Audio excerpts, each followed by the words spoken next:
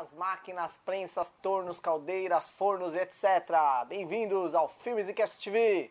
Filmes e Cast TV 16, a julgar pela vestimenta, vocês já podem imaginar o tema, né? O assunto do momento, Mercenários 3. Mas não vamos falar só de Mercenários 3, nós vamos falar de Mercenários 3, Sylvester Stallone, Arnold Schwarzenegger, todos os brucutus dos anos 80 e essa gloriosa geração aí nos anos 80 onde tudo era liberado. Filmes e Cast TV 16.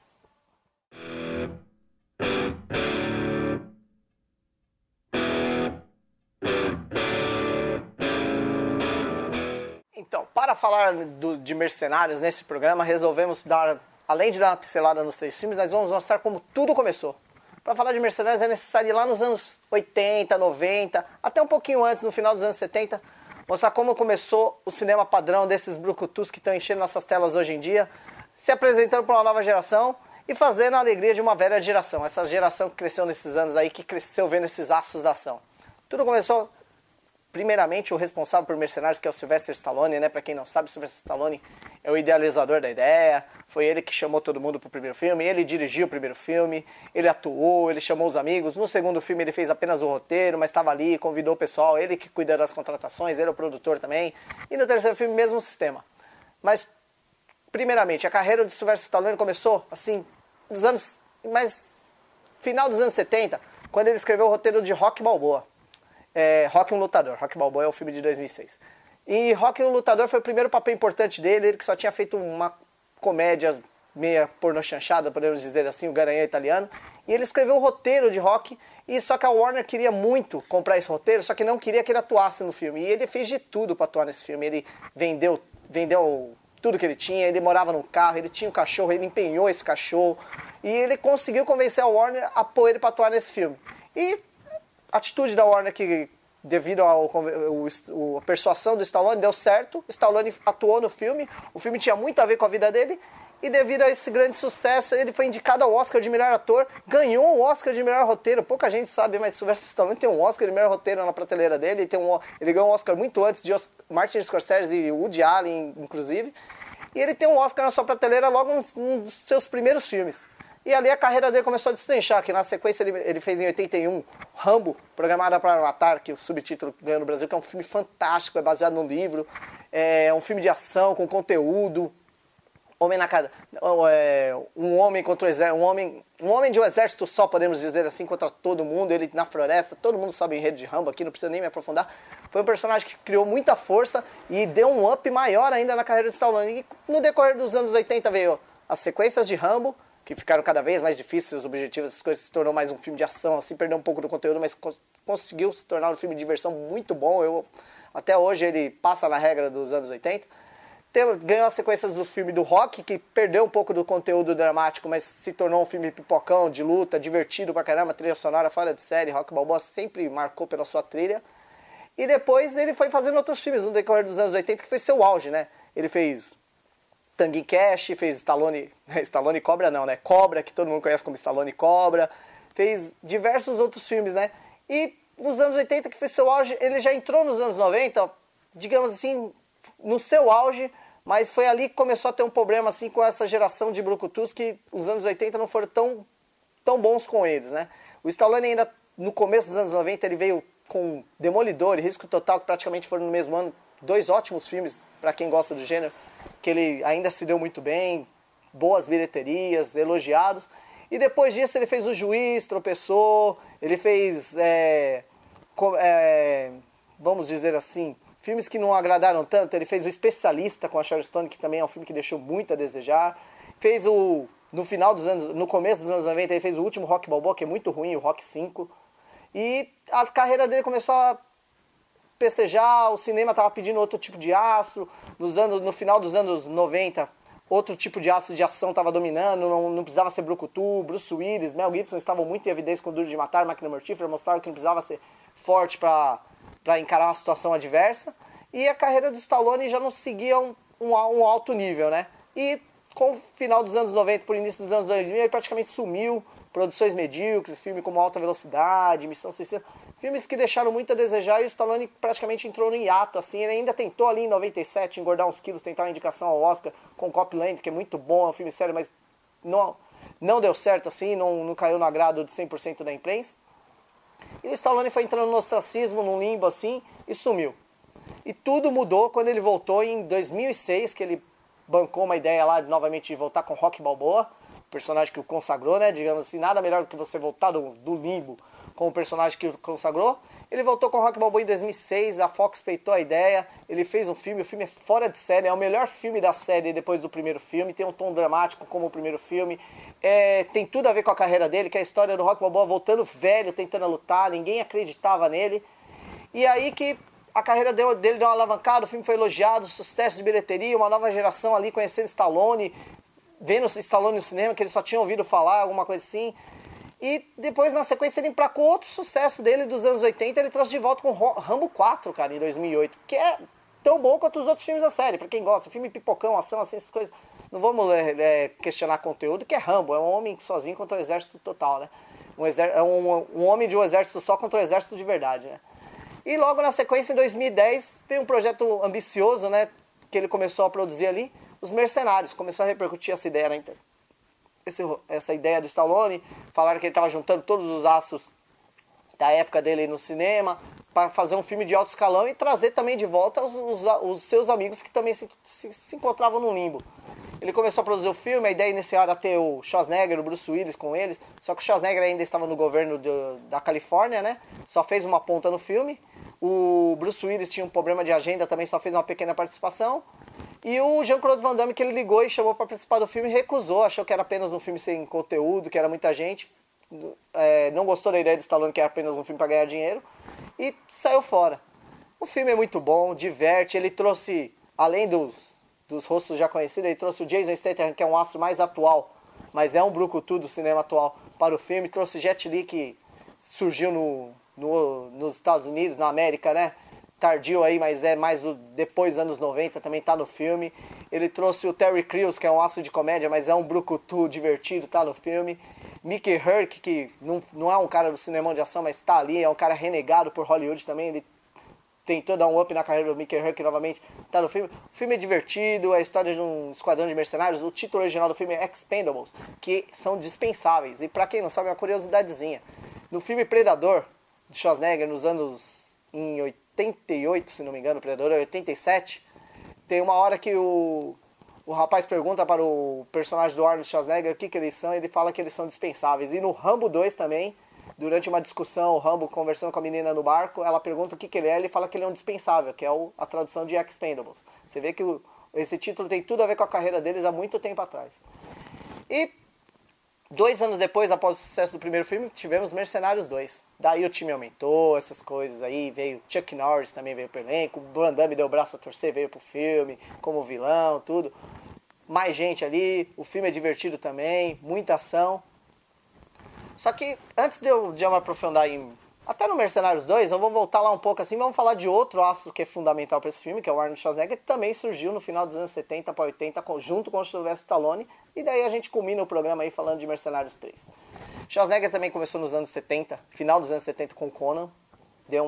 Pra quem não sabe, o Schwarzenegger era Mr. Olympia, se não me engano, ele foi 6 vezes campeão do Mr. Olympia. Era um cara fisiculturista, tudo que tentou a carreira em Hollywood, depois de tentar uma comédia, acho que Hércules em Hollywood, que não deu muito certo, surgiu o papel de Conan, que tinha tudo a ver com ele, ele deu uma estourada, daí entrou nos anos 80 já como astro, fez filmes como Comando para Matar, Exterminador do Futuro, Vingador do Futuro, O Sobrevivente. Cara, também assim, você pensava em filme de ação, anos 80 e 90, era Schwarzenegger, Stallone e outros nomes aí que eu vou citar logo mais. E também no começo dos anos 90 ele teve um certo auge com o Exterminador do Futuro 2. Depois do Exterminador do Futuro 2 ele fez True Lies, acho que foi o último grande filme dele nos anos 90.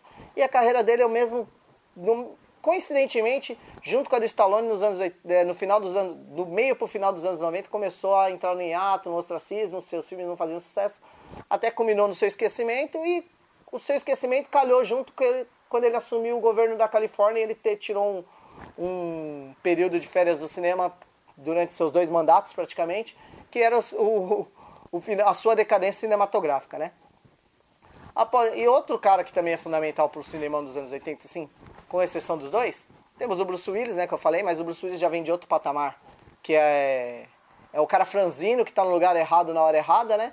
Ele e o Mel Gibson já vieram outra situação. Eles foram praticamente, além de ser os novos brucutus, eles foram praticamente os responsáveis pela aposentadoria dos antigos brucutus, Stallone, Schwarzenegger, até o próprio Jean-Claude Van Damme também, que liderou, era o astro de segundo escalão dos anos 80, 90, que a produção dos seus filmes eram mais baixas, as bilheterias também, mas era um nome bem conhecido, assim, do gênero, assim, só que ele mexia mais com o gênero artes marciais.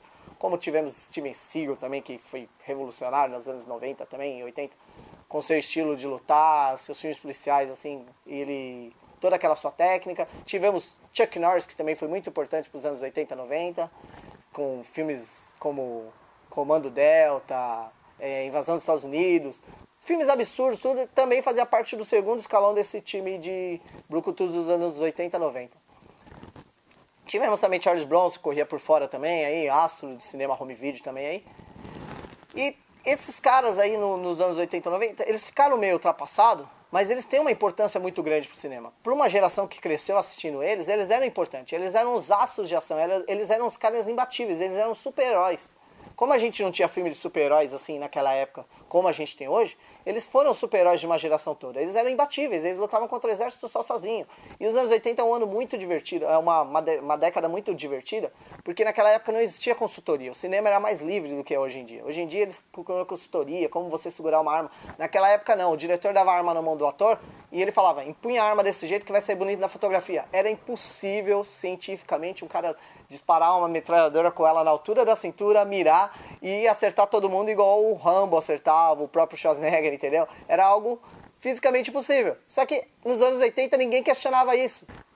Então que final dos anos 90 para 2000, Hollywood entrou numa nova fase, consultoria, tudo tinha que ser mais plausível, assim, os diretores buscavam, eles faziam laboratório, como atirar, os grandes diretores, assim, os filmes policiais de estratégia, como empunhar uma arma, os policiais, os mocinhos, eles sabiam empunhar uma arma, como atirar, entendeu? Tinha um certo exagero, mas havia uma consultoria maior, entendeu?